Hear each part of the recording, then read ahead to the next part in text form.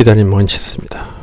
이번 시간은 비트코인 선물에 비교해서 기존의 전통적인 해외 선물과 비교해서 어떤 매매가 더 어려운지에 대해서 잠깐 짧게 이야기하자면, 저도 이제 그 해외 선물은 한 5년 정도 매매를 했었고요. 물론 금액이 크지 않은 금액이죠. 그럼에도 불구하고 저는 금액이 크다라고 생각을 합니다. 비트코인은 한 3월 정도부터 시작을 했었는데, 비트코인 선물을 한 3개월 정도 해보니까 2개월 정도 한 거죠. 난이도에 있어서 제가 감히 얘기를 할 수는 없지만, 난이도를 봤을 때는 비트코인이 이런, 예를 들어서 비트코인 선물이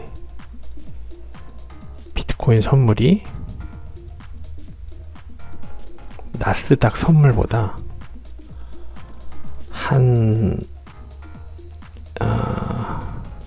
글쎄요. 물론 제가 비트코인 선물은 수익성이고 나스닥 선물은 사실상 단타성이 많거든요. 왜냐면 종목이 너무 위험하다 보니까. 그래서 꼭 완전히 객관적인 상태에서 비교할 수는 없지만, 평균적으로 제가 볼 때는 5배 정도 쉽다 라고 생각을 합니다. 지금도. 물론 비트코인 선물만 하시는 분들도 있고 나스닥 선물만 하시는 분들도 있겠지만, 저는 조금씩 같이 하고 있거든요. 근데 확실하게 비트코인 선물이 더 쉽습니다. 왜냐하면 지난 5월 19일처럼 휩소가 있죠. 네, 당연히 이제 휩소가 있는데,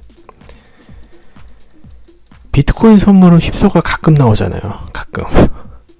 가끔 나오는데, 나스닥 선물은 이 휩소가 자주 나옵니다. 자주. 그게 가장 큰 차이인 거죠. 네. 그 휩소라는 게 갑자기 쭉 빠지고 쭉 올리는 것도 있지만, 계단식 이 휩소라는 게 그래요. 쭉 올리고 쭉 빼는 것만 휩소가 아니라 계단식으로 상승하는 것도 휩소예요. 왜냐하면 이쯤 정도 됐을 때 사람의 심리가 이제 매도에 대한 심리가 싹틉니다. 왜냐면 RSI 과매수 지표가 뜨고, 누가 봐도 이건 과열이다라고 생각을 하는데, 보통 비트코인 선물 같은 경우 이제 과매수가 뜨게 되면 꺾입니다. 근데 나스닥 같은 정말 고위험성 상품은 이런 과매수 구간을 뚫고 계속 갑니다. 심할 정도. 그래서 나스닥은 사실은 역사적으로 보면 우상향이기 때문에 물려도 롱으로 물리는 게 결국 유리하긴 해요. 역사적으로. 왜냐면 미국은 퇴직금도 주식으로 줄 정도로 주식이 되게 안전한 상품으로 인식이 되고 있어요. 왜냐하면 그만큼 기관들이 받쳐주니까 계속 사는 거죠. 그래서 숏이 굉장히 어렵습니다. 결론적으로 얘기하면. 롱은 오래 걸리지만 숏은 이러다가도 이제 갑자기 빠지죠. 그래서 보통 이런 과매수 구간에 들어가서 어느 정도 손절을 걸어야 되는데, 사람 심리란 게 이런 RSI 과매수가 심하게 뜰 때는 이 올라온 파동을 계속 보기 때문에 여기서 손절을 하기가 어려워요. 어디까지 가냐 보자고 하다가 결국 로스컷이 나게 되죠. 이런 것들이 심리적으로 지켜야 될 곳을 지켜야 되는 이 유일한 손절의 방법이 아니고서는 시장에서 살아남을 수가 없어요. 네. 그래서 이번 시간에 제가 간단하게 혹시 이제 나스닥 선물에 대해서 관심을 갖는 분들이 있다면 그런 어려움이 있다라는 얘기를 하고 싶고, 지나고 보면 골드는 어떤 기준이 별로 모호해요. 기준이 좀 없어요, 제가 볼 때. 그래서 골드는 하면 안 되고, 오일 같은 경우도 매일 하기보다는 이것도 스윙성으로 해야 됩니다.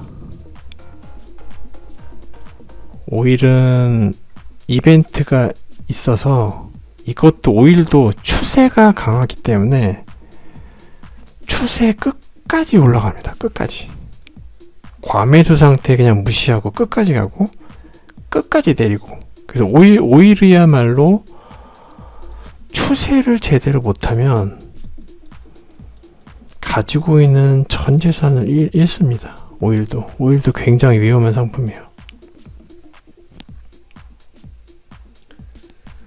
그런데 유일하게 제가 한때 중국 주식을 조금 등한시했었는데,